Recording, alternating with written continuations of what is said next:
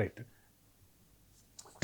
Trump team ఈ మధ్యకాలంలో భారత్పై విష ప్రచారం చేయడం, లేకపోతే అనుచిత వ్యాఖ్యలు చేయడం, అవమానపరిచేలా మాట్లాడడం చూస్తూనే ఉన్నాం.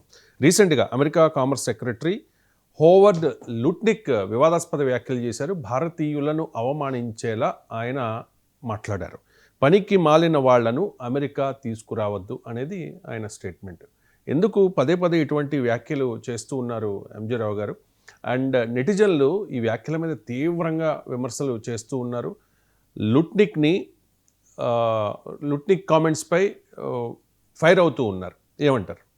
ఎస్ అండి, ఇప్పుడు United states of America commerce secretary ఈ హోవర్డ్ లుత్నిక్, ఈయన ట్రంప్ సమక్షంలో United states of America president Donald Trump ఈ వీసా రెస్ట్రిక్షన్, H1B వీసాలు, గోల్డెన్ కార్డులు, గ్రీన్ కార్డుల మీద రెస్ట్రిక్షన్కి సంబంధించి ఈ ఫీజు పెంచడానికి సంబంధించి ఒక ఎగ్జిక్యూటివ్ ఆర్డర్ మీద సంతకం చేసేటప్పుడు ఆయన వెనకాలే నిలబడింది యుఎస్ కామర్స్ సెక్రటరీ ఈ హోవర్డ్ లుత్నిక్.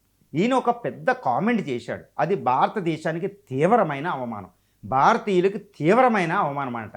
ఎందుకంటే H1B వీసాలు అంటే ఏంటి? యునైటెడ్ స్టేట్స్ ఆఫ్ అమెరికా కంపెనీలు ఇండియన్లో స్కిల్ఫుల్గా ఇండియన్స్ని ఎక్కువగా హైర్ చేసుకుంటాయి. అందులో యుఎస్ జారీ చేసే H1B వీసాల్లో 72% ఇండియన్స్కి వస్తాయి.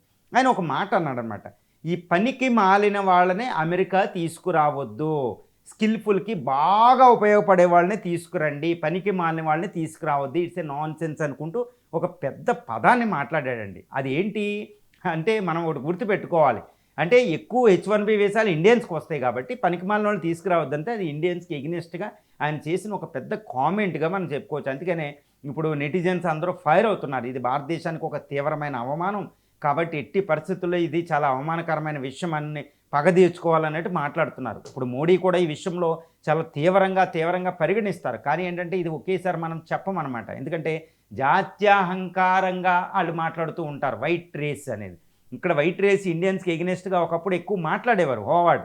కానీ ఇప్పుడు డైరెక్ట్గా ఇండియన్స్ మీద అలా డైరెక్ట్గా మాట్లాడే, ఎందుకంటే ఇండియా అనేది అమెరికాకి అవసరం, చాలా అవసరం అని.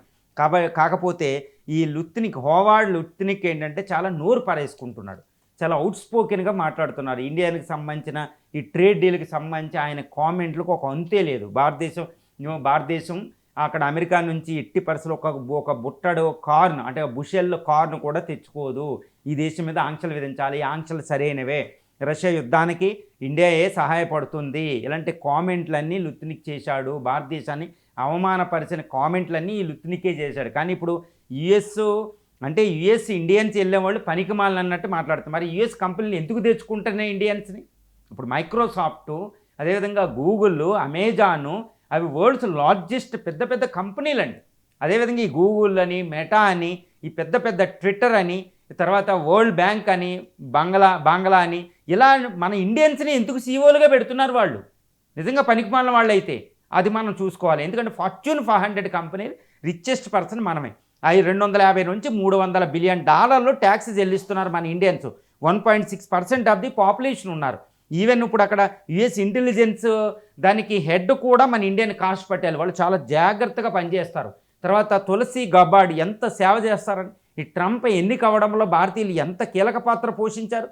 సో పొలిటికల్గా సైన్స్ అండ్ టెక్నాలజీలో, స్పేస్ ఏజెన్సీ నాసాలో, తర్వాత కాలిఫోర్నియా బేలోను, ఈ సిలికాన్ వ్యాలీలోను, ఈ సియాటిల్, వాషింగ్టన్, ఫ్లోరిడా ఇవన్నీ రిచెస్ట్ అవ్వడంలో ఇండియన్ పాత్ర చాలా అత్యధికంగా ఉంది. చాలా జెన్యూన్గా పనిచేస్తారు.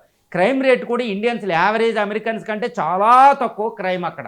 ఈ స్పయింగ్ అని, ఈ చైనీస్ లాగే స్పయింగ్ వాటిలో ఇన్వాల్వ్ కారు. మరి వీళ్ళు పనికిమాలిన వాళ్ళు ఎందుకు అవుతారు? ఓకే, తిన్న ఇంటి వాసాలు లెక్కబెట్టే వాళ్ళు ఇండియన్స్ కాదు చైనాతో పోలిస్తే. అందుకనే చైనీసు ఈ ఫార్చ్యూన్ 500 కంపెనీలకి చైనీస్ టాలెంట్ ఉన్న కంపెనీ సీఈఓలుగా పెట్టరు. మనం గుర్తుపెట్టుకోవాలి ఆ విషయాన్ని.